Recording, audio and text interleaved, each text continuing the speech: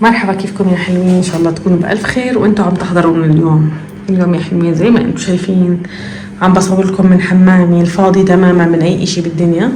زي ما انتم شايفين هيك حمامي كل اشي فاضي منه. اوكي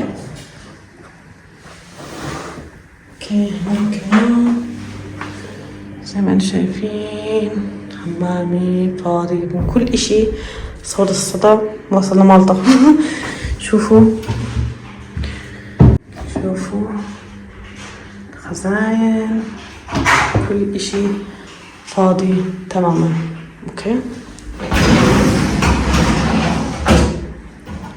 اوكي بهذا الشكل حمامي. انتوا عارفين من زمان انه انا كثير حابه اغيره، او احب ابلطه. يعني اتزوجت عمي كان مغير لي، عامل تعديلات بالبيت وغير لي هذا البانيو وركب لي، غير لي هذا البانيو وركب لي هاي الخزانه مع المغسله. بس التواليت هون كان كثير قديم، يعني كان وقتها كان منيح، بس هلا قديم وكسر الغطاية وحالته حالة، والبلاط أصلا ما تغير، فكان بلاط بخزي نوعا ما. أنا بالنسبة لي يعني صار مدى قديم يعني. أوكي زي ما انتم شايفين صار وقت التجديد. فأنا بوصلت من كتير ليل وإحنا روحنا من رحلة اليوم، فبكرة عنا جاي معلمين في القسطة يعني اللي بيشتغل، فبده يفك كل اشي من هون بالحمام وطلعوا برا، يغير تأسيسات هون موجودة، تمديدات بده يغيرها. رح يفك هون، تورجيكم رح نفك هون كمان المغسلة هاي والمغسلة والمراية هون، وهون رح نبلط برضو بلاط جديد. فزي ما انتم شايفين فعنا ورشة بالبيت. سبحان الله عجاية التسنيم صدفت يعني، ولا كان مرتب لها أصلا. يعني إلي سنتين عم بحكي أنا وزوجي بهذا الإشي وبنتبع عليه، وهلأ تيسرت فنصيب يعني. فزي ما انتم شايفين إن شاء الله رح تبلش من بكرة، ورح خليكم معي أول أورجيكم التغيير من A to Z يعني، فخليكم معنا.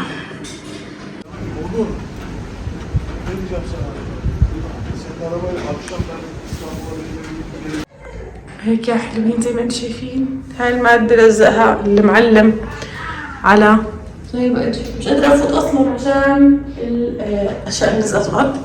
وزي ما انتم شايفين حط هاي المادة، استنوا اقول لكم كيف حط هاي المادة وعجب علينا بالضبط. زي ما انتم شايفين خلص وراح، يعني ورشة الله وكيلكم. فعم نستنى بالنتائج ان شاء الله تعالى. بكرة رح يجي ويركب البلاط، ما نشوف خير ان شاء الله خير. وهيك يا حلوين من حمام غدير تمام، بعد ما تبلط نصه تقريبا. حبيت افرجيكم تفاصيل يعني. لسه طبعا في روبة رح تصير بين البلاط، بس الوضع يرثى له، صح؟ الوضع بالمرة، بس انه يعني النتيجة بتجنن. طبعا مقارنة، طبعا هذا الاشي مش هيك لونه اكيد يعني، غدير فرجتكم، بس حطوا مادة تلزيق وصار الوضع مزري بزيادة. بس بسم الله ما شاء الله البلاط كتير حلو. يعني هذا الفرق بين قبل قبل وبعد. لسه لما لسه بس يخلص كل اشي رح نزودكم بالتفاصيل، بس انه يعني حبينا نشارككم ابديت بالضبط. حتى هذا الموال قلت لهم انه رح يتبلط. الشباك رح يطلع. الشباك هذا رح يتغير لانه هذا في معاناة جدا كبيرة فيه. اشرحوا المعاناة. انا بدي معاناة انه زي ما انتم شايفين، ما بعرف اذا واضح، في عمارة صارت قبال غدير بالضبط. فالحمام الازاز تبعه مش مبزر، يعني مش يعني البرة بشوف جوا، فغدير اضطرت انها تلزق عليه اشي تلزيق. اوكي بعرفش اذا ببين، دقيقة هيو تلزيق عشان ما تنكشف، لانه السطوح اللي قبالهم كتير قريب منهم. فقرروا انه عشان كمان يصير في منفس للحمام، لانه ما في، يتغير وينعمل زي مبدأ الاباجور. اوكي يطلع وينزل، ويكون مبزر الازاز وراه منخل كمان عشان الحشرات. فبس هيك شرحت لكم المعاناة بصورة سريعة. وهيك الوضع هون، والأباريز طالعة والدنيا دنيا والحال حال. هيك يعني احنا متعذبين، بعرفش يعني راح فرجيكم المعاناة هون. يعني اي نعم الوضع مزري جدا، بس راح فرجيكم. يعني هاي عدة الحمام كلها صارت هون، جد مأساة. وعدة الشاب اللي اجا والمعلم يعني معاناة كبيرة. وبرا في قدام الباب البيت في بلاط هون، في عدة، ولا تحت هيك في أغراض برضو. يعني في معاناة زي ما قلت لكم، معاناة يعني مش أي معاناة. طلعوا هون في عدة. البيت أكيد ما رح يتنظف ولا رح يزبط تعزيله ولا أموره غير لما يخلص الحمام. فخلينا نشوف شو رح يصير معنا بهالحمام ونكمل الفيديو. النتيجة يلي ننتظرها. هذا الشباك ان شاء الله رح نشيله زي ما حكيت لكم تسنيم، زي ما انتم شايفين هذا هيك تبلط كامل. اوكي ضايل الارضية تمام زي ما انتم شايفين. واللي بالله تعليقاتكم عن الشكل وعن شو كمان غدير، شو شايفين، شو رأيكم هيك بالرسم اللي انا هيك باللون والرسمة تاعت البلاط وهيك. قولوا لي شو رأيكم بالتعليقات، يعني انا عجبني كتير. فانتوا شو رأيكم؟ وهيك يا حلوين الحمام كله تبلط، يعني خلصنا بلاط تقريبا. البليط عم بيفطر حاليا، بس خلص كمان هون زي ما انتم شايفين. ضايل بس هاي الشقفة اللي هيك بس، ورح اخلص ان شاء الله تعالى. زي ما انتم شايفين هيك بيكون خلصنا الحمد لله بلاط. وبصير بده يعمل اللي هو اللي هاي بنحط هون، شو اسمه هذا اللي بنحط هون؟ قولوا لي، مش عارف شو اسمه يعني المادة اللي بنحط بين البلاط. وبس اليوم بيخلص ان شاء الله تعالى. وبضل علينا شو بضل علينا يا غدير؟ بضل علينا يا جماعة الخير التركيب وحمام وكذا تنظيف. شايفين ما معلقنا فيها، يعني انا كمان تخيلوا حال بيتي حاليا. بديش اوريكم كتير، بس يعني انا متبهدله. كل البيت غبره من القص والتركيب والبلاط وكذا.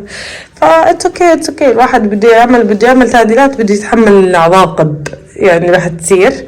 فالحمد لله رب العالمين. هلا صبايا صار وقت الجوله النهائيه، وزي ما انتم شايفين هاي النتيجه النهائيه. هيك بهاي النتيجه بهاي الطريقه. حتى امبارح صبايا رحنا جبنا السجاد امبارح اللي هو تاع الحمام هون. وكمان جبت سجاد لمدخل البيت برا هون، لها بورجيكم اياها. وفي سجادة برا على البلكونة، في سجادة حتى اقولكم مش رح اورجيكم اياهم. تسنيم صورت مرحلة الشراء ومرحلة كل اشي، الفرش وكل شي عندها على القناة. فرح احطكم حساب تسنيم او قناة تسنيم على اساس تروحوا تشوفوا التفاصيل عندها. فانا عندي النتيجة اوكي. فزي ما انتم شايفين هاي هي النتيجة النهائية بهاي زي ما انتم شايفين. ما بدي احولكم هيك. اخترت السجادة يكون فيها سكن وابيض، ويكون فيها شي هيك لون من لون هيك اللي فيه الخشب، فاهمين؟ اللي فيه الخزانة والطقم المغسلة يعني. هذا هون المدخل زي ما انتم شايفين هيك ضوء الحمام. في اشياء لساتها مش جاهزة، فبس حبيت يعني لسه في اشياء مش جاهزة، بس حبيت اورجيكم يعني النتيجة النهائية بعد ما استقرينا حاليا. هاي الاشياء مبدئية بتاعت اللي بنحط عليها بتاعت فان تواليت يعني مش موجودة. القديمة خربت اصلا، كبيناها بعد ما شالوها. فوصيت على جديد لسه ما وصل عن طريق النت، فقلت رح اتأخر عليكم هيك بالفيديو، فقلت انزلكم اياه وبعدين بورجيكم شو جبت. انا غيرت، اللي ما بيعرف انا غيرت حمام طقم المغسلة هاد، وغيرت البلاط وغيرت طقم هاي الخزانة هاي. اول فيديو اكيد رح تشوفوا القبل وبعد يعني، بس زي ما قلت لكم هاي اشياء لسه بدي اجيب طقم موحد لون اسود او سكني حسب على طقم الغرفة. اظن رح اجيب سكني عشان عندي السلة او السبت هون سكني، فدي كتير مع الحمام سكني ابيض، فمش عارفة احتمال اجيب سكني، فزي ما انتم شايفين او جري ما بعرف شو سكني. هاي السجاد اصلا كنت شاريتها فلبقت كتير مع الحمام. هاي السجاد الحمراء مش حاسه كتير لابقه، فبدي اجيب اشي سكني برضو، اشي افتح ابيض على بياض يعني. هيك زي ما انتم شايفين هاي النتيجه النهائيه. هيك هاد الخزانه. اوكي هلا بورجيكم اياها. جرار كتير حلو، في اورجيكم الجرار كتير حلو، في جرار سري تحت ما بيفتح من برا، فانت بتحطي فيه من هون. شايفين هاي قررت انه هاي الخزانه الداخليه جوا الحمام تكون الي فيها مكياجي، فيها اغراضي، والخزانه البرانيه فيها اغراض لفعلا. هلا بورجيكم زي ما انتم شايفين. هاي هي النتيجه النهائيه. انا اسفه صوت مصطفى مش عارفه سكته. حبيت هاي التفصيله اللي هي فيها لمعه عشان الحيط هيك يبين منظره احلى.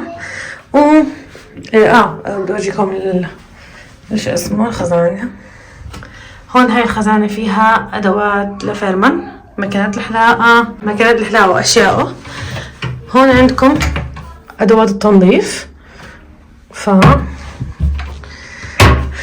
بس يا حلوين لهون بنكون وصلنا لنهاية الفيديو. يا رب يكون الفيديو عجبكم. إذا عجبكم الفيديو تنسوا لنا لايك وتشتركوا بالقناة إذا مش مشتركين، وتفعلوا زر الجرس لحتى يوصلكم كل جديد عم بنزله.